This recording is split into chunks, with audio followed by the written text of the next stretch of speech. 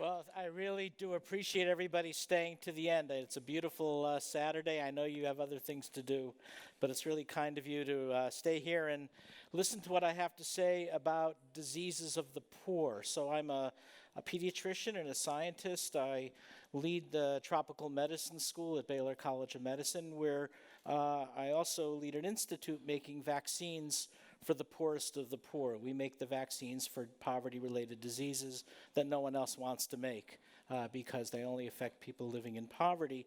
And today I want to tell you a story about the opportunity to make interventions for the world's poorest people. And I'm going to end by a very surprising twist to what we've just found recently.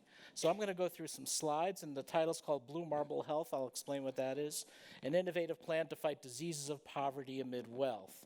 And we're going to start here, which is go back to the year 2000, where when the first big effort was made to do something about the plight of people who live in poverty. The term at that time was called the bottom billion. There were 1 billion people in the world that lived on no money, lived on less than $1 a day. And all global leaders came to United Nations headquarters and said, we're going to do something about this. And they launched these goals called the Millennium Development Goals. Now, I'm not a big fan of United Nations documents. I think most of them are forgotten about as quickly as they're drafted. But this one stuck. And it provided a framework for massive interventions, particularly for this goal number 6, to combat HIV, AIDS, malaria, and other diseases. It led to the creation of PEPFAR. Anybody know what PEPFAR stands for? Bold enough to say it? The President's Emergency Plan for AIDS Relief. It was created by George W. Bush's and his administration to put millions of people in Africa and Asia on antiretroviral drugs for their HIV/AIDS. It created the President's Malaria Initiative to provide anti-malarial bed nets and anti-malarial drugs. The idea was these diseases both occurred in the setting of poverty, but they also trapped people in poverty. So this was a very effective framework for poverty reduction. It also created the Global Fund to fight AIDS. They added tuberculosis and malaria. Now there was one problem with this. Anybody see a problem with any of the language over here? Other diseases. Boy, that generated a lot of excitement, didn't it? Right? You really, you always saw Brad and Angelina standing up there saying, other diseases, right?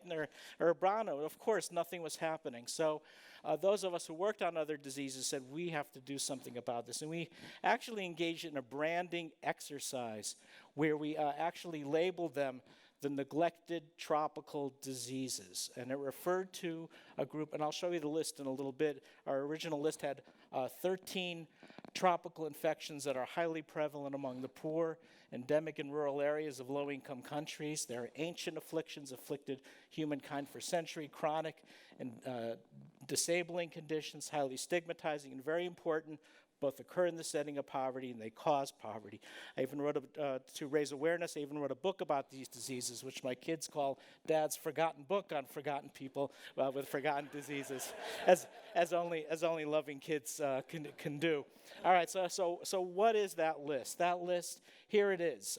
Don't look too closely at the numbers, just be in shock and awe at the numbers. 799 million people with ascariasis. What is it? What's ascariasis?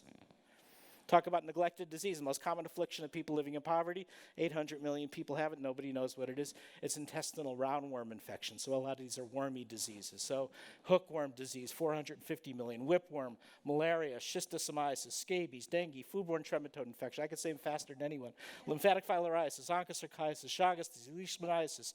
There's our friend Zika, and the list goes on. Every single person on the planet living in extreme poverty is infected with one or more of these diseases. And often they'll have all 4 or 5 of the ones at the top of the list all at the same time. They're chronically infected. Let me give you an example of what one of these looks like. Now, many of these are not killer diseases.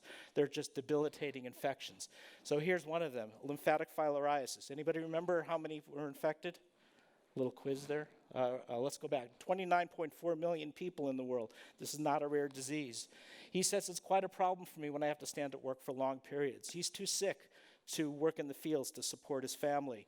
So as a result, this disease traps his entire family in poverty. It's called lymphatic filariasis. The other name is elephantiasis. It's a neglected tropical disease. So here's what we did. We do what academics do. When I say we, I mean myself and two colleagues, Alan Fennick at Imperial College London, and David Molyneux, who headed the Liverpool School of Tropical Medicine. He was like my equivalent on the other side of the Atlantic. We wrote these two back-to-back papers in the Public Library of Science, first creating the term neglected tropical diseases, second, talking about how we can bundle the top 4 or 5 with a package of medicines that the drug companies were willing to donate for free, such that we could treat and ultimately prevent a lot of these diseases for 50 cents a person per year. So practically free. But then what do you do? So what do you do as an academic? As an academic, you write the paper, and you write the paper so you can get a grant, and you get the grant so you can write more papers. And you write those papers so you can get more grants, so you can write more papers and get more grants. But the idea of then being an advocate, being a champion, being out there doing public engagement is not something in our DNA. The problem is, we didn't have Brad Pitt and Angelina. I actually talked to Brad Pitt about this, and he was really, the real secret, real truth, Brad Pitt's a really nice man, but he's very busy and got other things to do. So we had to do it ourselves. And at that time, I was chairman of the microbiology department at George Washington University, just a few blocks from the White House, and I would get into a taxi and go down to the executive office building of the White House or the congressional offices and talk to people about this opportunity and hope not to get arrested. And I didn't get arrested, and people were interested, which goes to show you that if you're a subject matter expert and you're passionate, you can really make a big difference. And ultimately, we got $15 million appropriated through USAID for this package of interventions. So at 50 cents a person per year, how many people could we treat? 30 million people in principle. There were a little bit of things like overhead to take off and things like that, but close to it. The World Health Organization has just announced that 1 billion people have received these treatments 10 years later. So we were able to get 1 billion people treated. And the International Business Times wrote this article, how 3 scientists marketed, it was a marketing exercise, neglected tropical diseases, and raised more than $1 billion. So it really goes to show, now we're seeing big drops in the prevalence of these diseases to the point where we could talk about eliminating them as a public health problem. But then something happened. So we've made all these great inroads about the diseases of the poorest people in Africa and other parts of Asia, but it's like peeling away the layers of an onion. And then when you peeled away that first layer, when we redid our analysis 10 years later, the world had changed. And what we found, and this is what I really want to talk to you about today, is something which is very counterintuitive. And that is, most of the world's neglected tropical diseases today are not necessarily in the poorest, most devastated countries of Africa. They're in the G20 countries. What are the G20 countries? Top 20 growth countries, the 20 largest economies, plus Nigeria. Nigeria is actually not officially a G20 country, but it has an economy bigger than the bottom 3 or 4. So the top 21, so the poorest, the greatest impact of poverty-related diseases are in the 20 wealthiest economies. Well, how can that be? Well, it's the poor living among the wealthy, or what I sometimes call the poorest of the rich, that now account for those neglected tropical diseases. And the poor and they account for together, I'll show you some examples on the right, half the world's worm infections, most of the leishmaniasis, tuberculosis, dengue, Chagas disease, leprosy, and with a few exceptions, the list goes on and on. So when you look at a new map of global health, it looks like something like this. It's not your father's global health, comparing the developed countries versus the developing countries. What I'm showing you are the pockets of intense poverty and disease across the G20 countries. Anybody concerned about this over here? We'll come back to that. But let me give you an example. So let's look at Brazil. Okay, so Brazil, the wealthiest economy in Latin America, but you go into northeastern Brazil and you go back in time 50 years.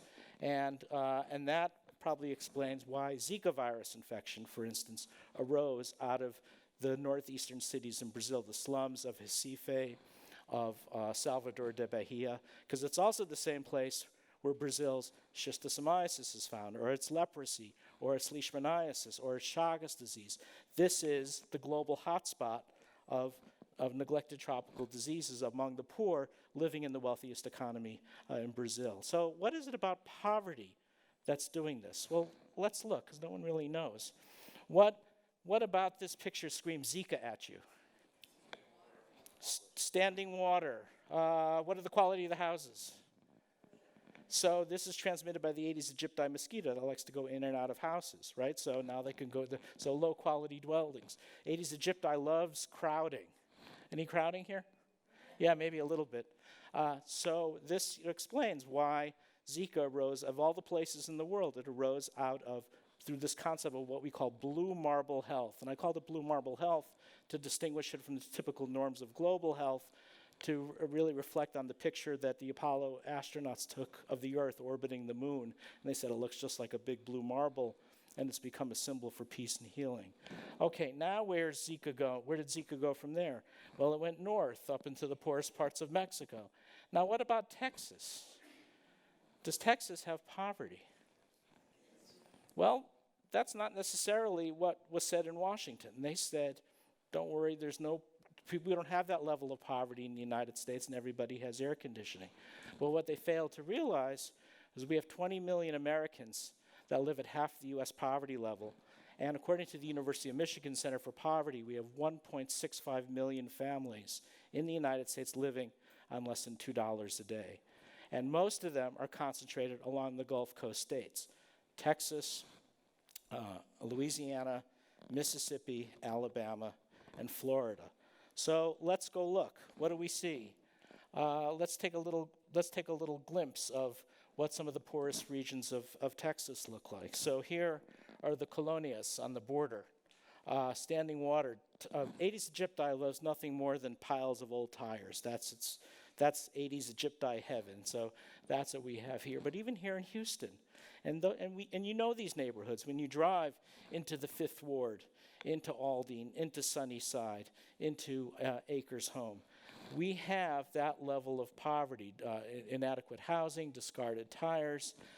So we now estimate that of the 5 million Texans who live in poverty, about 3 million of them live with a neglected tropical disease. Now, they're not necessarily the same ones that we can see in sub-Saharan Africa.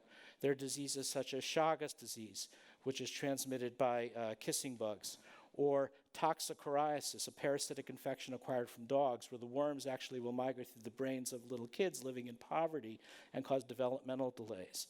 But the problem that I'm really facing is getting the word out. When I had all this, I had an N of 1. I had this enormous success convincing the world, together with my colleagues, that we needed to treat the bottom billion for their neglected tropical diseases in places like sub-Saharan Africa. And it worked. We got 1 billion people on treatment. And I said, hell, we've got 12 million Americans in total, I estimate, living with a neglected tropical disease, 3 million of them in Texas. I'll blow the roof off, right? People will really rally around this. And the answer was the opposite happened. Nobody wanted to do a thing about it. It was though I had sort of revealed some kind of inconvenient truth, to use the Al Gore language.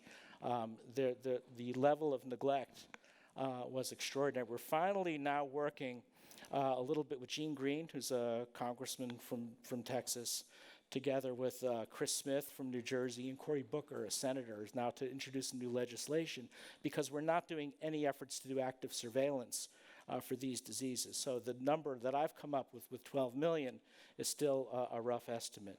And now what we're trying to do is, when I came to Texas, the idea was 6 years ago to the Texas Medical Center, it was to make vaccines for hookworm and schistosomiasis and other diseases affecting the poor. Now we're turning our attention inward. We're actually making a Chagas disease vaccine and now trying to make vaccines for the poorest people in Texas. So I think I'll end here by saying, Elie Wiesel once said, the opposite of love is not hate, it's indifference. The opposite of art is not ugliness, it's indifference. The opposite of faith is not heresy, it's indifference. And the opposite of life is not death, it's indifference. And that's what we've got to figure out how to overcome for this next wave of neglected tropical diseases affecting the poor in the U.S. So thank you so much.